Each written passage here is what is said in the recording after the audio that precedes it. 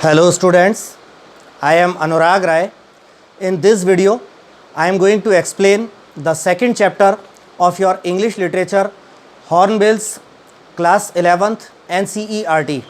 The name of the chapter is We Are Not Afraid to Die If We Can All Be Together, written by Gordon Cook and Alan East. So, I am going to translate the whole chapter from English to Hindi. Okay, the chapter is a bit lengthy, so I am going to make two parts of this chapter.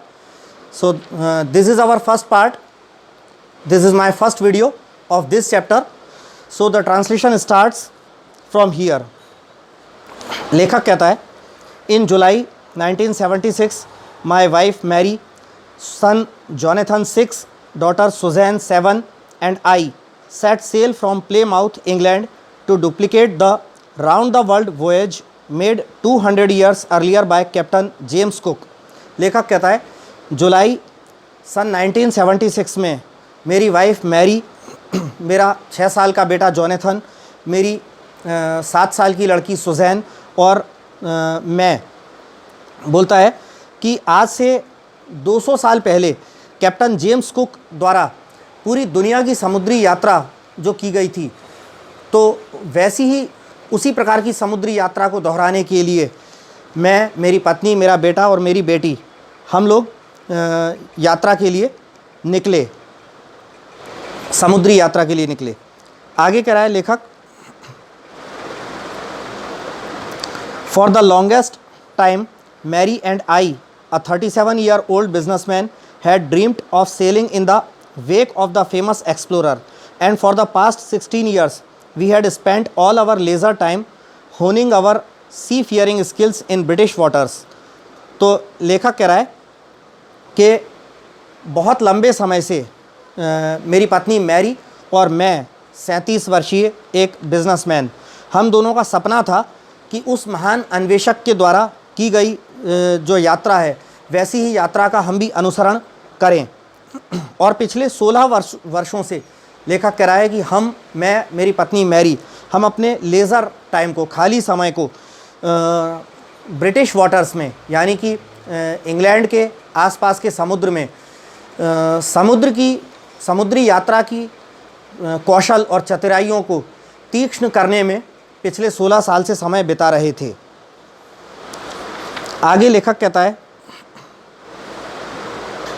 कि our boat Wave Walker, a 23-meter 30-ton wooden hulled beauty, had been professionally built, and we had spent months fitting it out and testing it in the roughest weather we could find.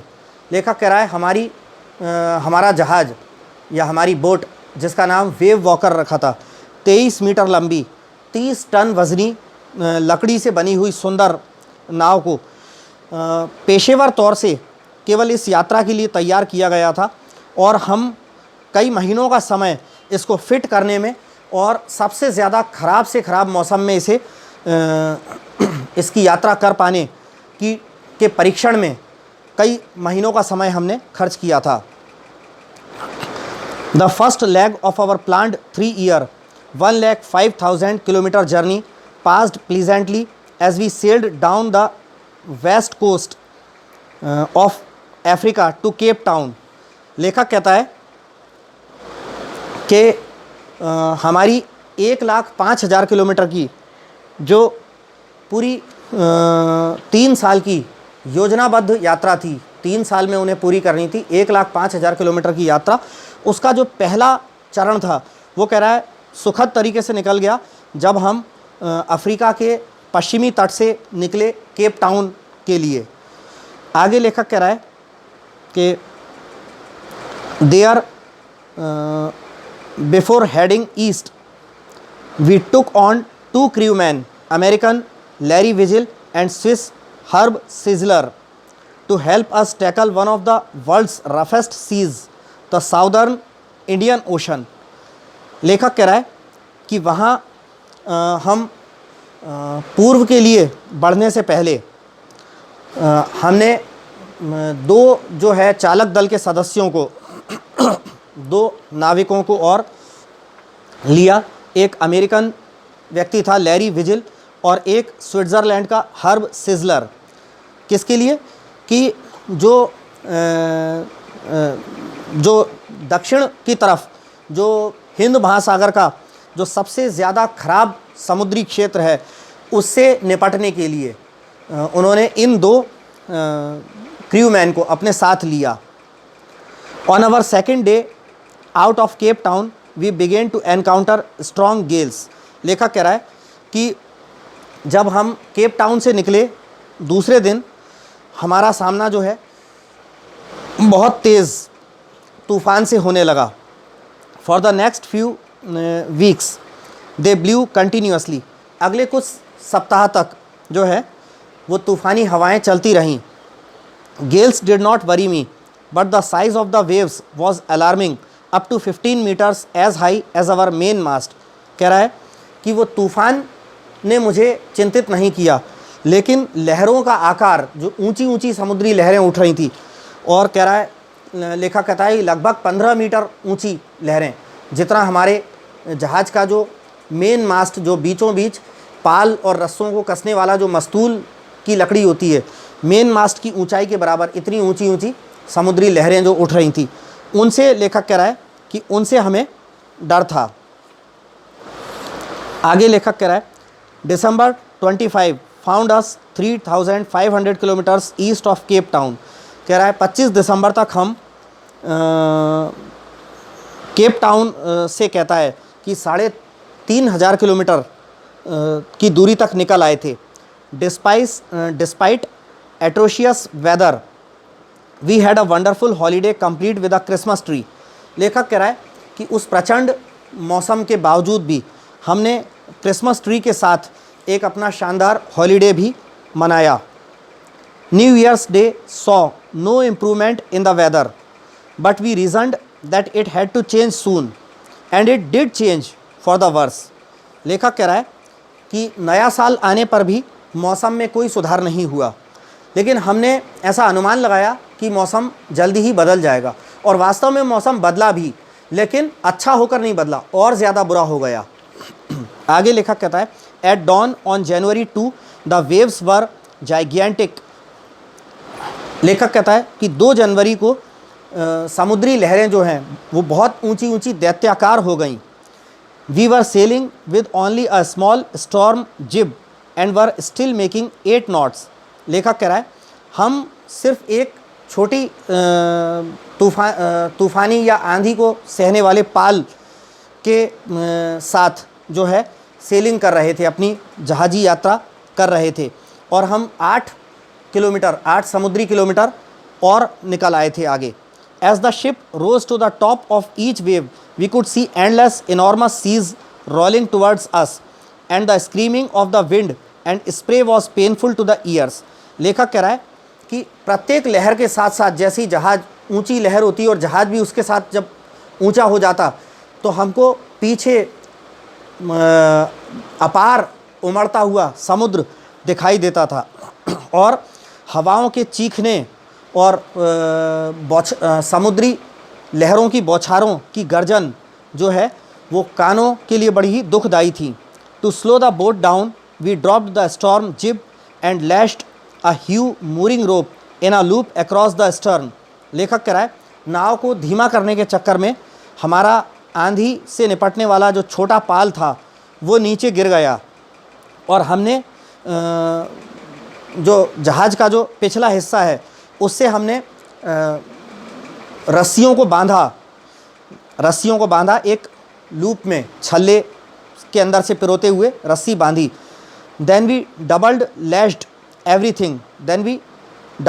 Everything went through our life raft drill attached life lines donned oil skins and life jackets and waited. आगे लेखक कह रहा है फिर हमने हर चीज़ को दोहरा बांधा, डबल बांधा, फिर अपनी जो है जीवन बचाने वाली प्राण रक्षक नौकाओं को भी बांधा कि कहीं वो आंधी, इस प्रचंड आंधियों से जहाज़ से अलग होकर समुद्र में ना गिर जाएं।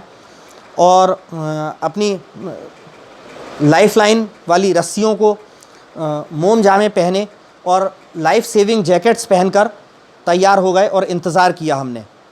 उसके बाद आगे लेखक कहता है, the first indication of impending disaster came at about 6 PM with an ominous silence. तो लेखक कहता है कि पहला अचानक आने वाला जो संकेत था, विपत्ति का पहला अचानक आने वाला संकेत आया लगभग शाम को 6 बजे एक अपशगुनकारी शांति के रूप में। The wind dropped and the sky immediately grew dark. हवाएं रुक गईं और आसमान अचानक से ही काला हो गया। Then came a growing roar and an enormous cloud toward aft of the ship. लेखक कह रहा है फिर अचानक गर्जन की आवाज़ हुई और भयानक काले, बहुत अपार काले बादल जहाज के ऊपर छा गए। With horror I realised that it was not a cloud but a wave like no other I had ever seen. लेखक कहता है कि डर के साथ मैंने ये महसूस किया कि वो काले बादल नहीं थे बल्कि समुद्र की एक उमड़ती हुई जो है बड़ी लहर थी, जैसी मैंने आज तक पहले कभी नहीं देखी थी। It appeared perfectly vertical and almost twice the height of the other waves with a frightful breaking crest। लेखक कह रहा है कि वो बिल्कुल ठीक जहाज़ के ऊपर और लगभग दूसरी अन्य लहरों से डबल दोहरी ऊंचाई पर थी और एक भयानक से जो है टूट पड़ने वाले शिखर की तरह थी। The roar increased to a thunder and the stern moved up the face of the wave and for a moment I thought we might ride over it। लेखक कह रहा है कि वो जो दहाड़ थी वो गर्जन में बदल गई और जैसे ही जहाज़ का पिछला हिस्सा लहर के सामने आया तो लेखक कह रहा है कि एक क्षण के लिए तो मुझे लगा कि मैं उस पर बैठ गया हूँ। आगे है, but then a tremendous explosion shook the deck. लेकिन कह रहा है कि लेकिन उसी पल एक भयानक सा धमाका जहाज़ के ऊपरी हिस्से, जिसको डेक कहते हैं, जहाज़ का ऊपरी फर्श, उस पर एक भयानक सा धमाका आ पड़ा, धमाका हुआ। But then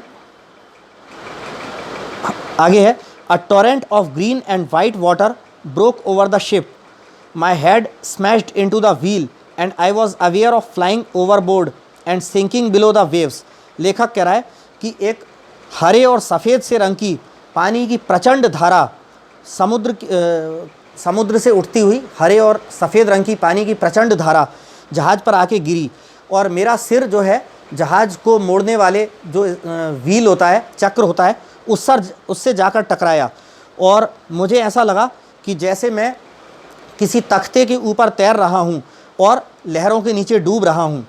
I accepted my approaching death and as I was losing consciousness I felt quite peaceful.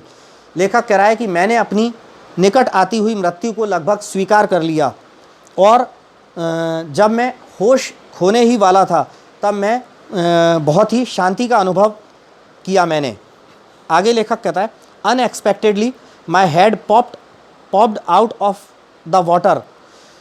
अप्रत्याशित रूप से लेखक कह रहा है कि मेरा सिर पानी से ऊपर उठ आया। A few metres away Wave Walker was nearing capsizing her masts almost horizontal. लेखक कहता है कि कुछ मीटर दूर अब हमारी जो कश्ती थी वेव वॉकर, वो लगभग डूबने की कगार पे थी और उसका जो मस्तूल है ऊपर लगा हुआ जहाज़ वो लगभग ऐसा हॉरिजॉन्टल समतल हो गया था। Then a wave hurled her upright, my life line jerked taut, I grabbed the guard rails and sailed through the air into Wave Walker's main boom. लेखक कह रहा है कि लेखक कहता है कि तभी एक घुमड़ती हुई जो है लहर ऊपर उठकर आई और मेरा जीवन रक्षक जैकेट तन गया। लेखक कहता है कि मैंने झपट कर जो रेल गार्ड है उसको पकड़कर कश्ती के प्रमुख डंडे को पकड़ा। आगे बोलता है कि subsequent waves tossed me around the deck like a rag doll. लेखक कह रहा है उसके बाद आने वाली जो लहरें थीं उन्होंने मुझे जो है डेक पर, जहाज़ के फर्श पर ऐसे ऐसे बिखरा दिया जैसे मानो कि कोई कपड़े का चिथड़ा पानी में तैर रहा हो। My left ribs cracked, my mouth filled with blood and broken teeth. कहता है मेरी दाईं तरफ की पसलियाँ टूट गईं, चटक गईं और मेरा मुंह खून से और टूटे हुए दांतों से भर गया। Somehow I found the wheel, lined up the stern for the next wave and hung on। लेखक कह रहा है किसी प्रकार मैंने जहाज़ को कंट्रोल करने वाला जो पहिया है वो ढूंढा और जहाज़ के पिछले हिस्से को बचाने का उपाय किया अगली लहर से, और किसी तरह पानी से ऊपर बना रहा। वाटर वाटर एवरीवेयर, हर जगह पानी ही पानी था। I could feel that the ship had water below but I dared not abandon the wheel to investigate. कहता है कि मैं ऐसा महसूस कर सकता था कि जहाज़ में नीचे की तरफ पानी भरा हुआ था, लेकिन मैं ये जांच करने के लिए जहाज़ को घुमाने वाला जो गोल पहिया होता है, लकड़ी का चक्र होता है, पहिया होता है, उसे छोड़ने की हिम्मत नहीं कर पा रहा था। Suddenly the front hatch was thrown open and Mary appeared. We are sinking, she screamed, the decks are smashed, we are full of water. अचानक ऊपर की साइड का एक दरवाज़ा खुला और मेरी पत्नी मैरी प्रकट हुई।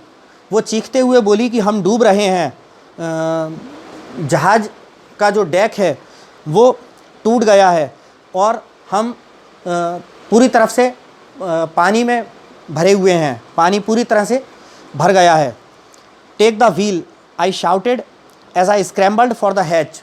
लेखक कहता है कि जैसे मैं हाथ पैरों के बल लड़खड़ाता हुआ ऊपर के दरवाजे की तरफ बढ़ने लगा, मैंने अपनी पत्नी को वो जहाज़ को नियंत्रण करने वाला व्हील थामने को कहा। Larry and herb were pumping like mad man. लेखक कह रहा है कि वो दोनों जो मेरे साथ मैं जो चालक दल के सदस्यों को, लैरी और हर्ब को लेकर आया था, वो क्या कर रहे थे, पागलों की तरह बहुत तेज़ी से जहाज़ से पानी को बाहर निकाल रहे थे। Broken timbers hung at crazy angles, the whole starboard side bulged inwards, clothes, crockery, charts, tins and toys sloshed about in deep water. लेखक कह रहा है कि टूटी हुई लकड़ियाँ यहाँ वहाँ ऊबड़ खाबड़ तरीके से लटकी हुई थीं। कह रहा है कि पूरा दाहिना भाग जो है जहाज़ का पूरा दाहिना भाग एक तरफ को झुक गया था। कपड़े, क्रॉकरी आदि, चार्ट, डिब्बे, खिलौने यहाँ वहाँ शोर करते हुए पानी पर तैर रहे थे। I half swam half crawled into the children's cabin. लेखक कह रहा है मैं आधा तैरता हुआ आधा घिसटता हुआ बच्चों के केबिन में गया। Are you all right, I asked. मैंने बच्चों से पूछा, क्या बच्चों तुम ठीक हो? Yes, they answered for an upper bunk. उन्होंने एक ऊपर वाली सीट पे लगे बिस्तर पे से जवाब दिया कि हाँ हम ठीक हैं। But my head hurts a bit, said Sue pointing to a big bump over her eyes. मेरी बेटी स्यू ने कहा कि हाँ ठीक तो हैं, लेकिन मेरे सिर में दर्द हो रहा है। अपनी आँख के ऊपर उसने अपनी आँखों के ऊपर माथे पर ज़ोर से टकरा कर जाने के कारण जो उभर आया था उसको दिखाते हुए बताया। I had no time to worry about bumped heads. लेखक कहता है कि मेरे पास सूजे हुए सिर को लेकर देखने और परेशान होने का समय नहीं था। After finding a hammer, screws and canvas, I struggled back on deck. लेखक कहता है कि हथौड़ा, स्क्रू और मोटा कपड़ा ढूंढकर मैं डेक की तरफ लौटा। With the starboard side bashed open, we were taking water with each wave that broke over us. लेखक कहता है कि दाहिना हिस्सा खुला होने के कारण, प्रत्येक आती हुई लहर के कारण हम पर पानी आ रहा था। If I couldn't make some repairs we would surely sink. लेखक कहता है कि यदि मैं कुछ रिपेयरिंग का काम, मरम्मत का काम नहीं करता तो हम लोग निश्चित रूप से ही डूब जाते। इसके बाद आगे लेखक कहता है somehow I managed to stretch canvas and secure waterproof hatch covers across the gaping holes. लेखक कह रहा है कि किसी प्रकार मैंने जो है कैनवास को, मोटे कपड़े को और वाटरप्रूफ जो ढकने वाले कवर्स थे उनको खुले हुए छेदों के ऊपर ढकने में, कवर करने में कामयाब रहा। Some water continued to stream below but most of it was now being deflected over the side. तो लेखक कह रहा है कि कुछ पानी नीचे की तरफ से आ रहा था, लेकिन उनमें से ज़्यादातर पानी अब एक तरफ को हट गया था। More problems arose when our hand pumps started to block up with the debris floating around the cabins and the electric pump short circuited. लेखक कह रहा है ज़्यादा समस्याएं तब उठ खड़ी हुई जब हमारे हाथों से चलाने वाले, पानी को फेंकने वाले जो पंप्स थे, हैंड पंप्स जो थे, वो लकड़ी के टुकड़े, मेटल आदि जो बिखर गए थे, उनके अड़ जाने के कारण चोक हो गए थे हमारे हैंड पंप्स। और हमारे इलेक्ट्रिक पंप्स जो थे वो भी शॉर्ट सर्किट हो गए थे, फ्यूज़ हो गए थे। द वाटर लेवल रोज थ्रेटनिंगली, पानी का स्तर भयानक रूप से बढ़ता जा रहा था। Back on deck I found that our 2 spare hand pumps had been wrenched overboard along with the forestay sail, the jib, the dinghies and the main anchor. लेखक कह रहा है कि वापस डेक पर लौट कर आने पर मैंने पाया कि हमारे 2 एक्स्ट्रा हैंड पंप्स जो थे वो क्या थे, आगे वाले बादवान और पाल और जो जीवन रक्षक नौकाएं हैं उनके साथ साथ, और मुख्य लंगर जो था उनके साथ साथ डेक पर रखे हुए थे। आगे लेखक कहता है then I remembered we had another electric pump under the chart room floor. फिर मुझे ध्यान आया कि हमारे चार्ट रूम में एक और इलेक्ट्रिक पंप एक्स्ट्रा रखा हुआ था। I connected it to an out pipe and was thankful to find that it worked. मैंने उस पंप में बाहर निकालने के लिए एक पाइप को लगाया और मैं जानकर खुश हुआ कि वो पंप जो है वो काम कर रहा था। इसके बाद आगे लेखक कहता है the night dragged on with an endless bitterly cold routine of pumping, steering and working the radio. लेखक कह रहा है हमारी पूरी रात जो है, पूरी की पूरी रात भयानक ठंड में पानी को जहाज़ से बाहर निकालते निकालते, जहाज़ को दिशा देते हुए, और पूरी रात रेडियो पर सिग्नल मिलाने ताकि किसी पास के बंदरगाह से संपर्क किया जा सके, पूरी रात हमारी इस काम में निकल गई। We were getting no replies to our mayday calls which was not surprising in this remote corner of the world. लेखक कह रहा है कि हमें रेडियो पर कोई मदद हेतु संकेत नहीं मिल रहे थे, और ये बात जो है दुनिया के इस दूरस्थ कोने में आश्चर्यचकित करने वाली बात भी नहीं थी। तो स्टूडेंट्स, इस वीडियो में मैं यहीं तक एक्सप्लेन कर रहा हूँ। इससे आगे का जो पार्ट है, the remaining part of this chapter will be explained to you in my next video. So students, if you like my videos, please subscribe my YouTube channel Anurag Rai English Tutor so that you may get my notifications from time to time. Thanks.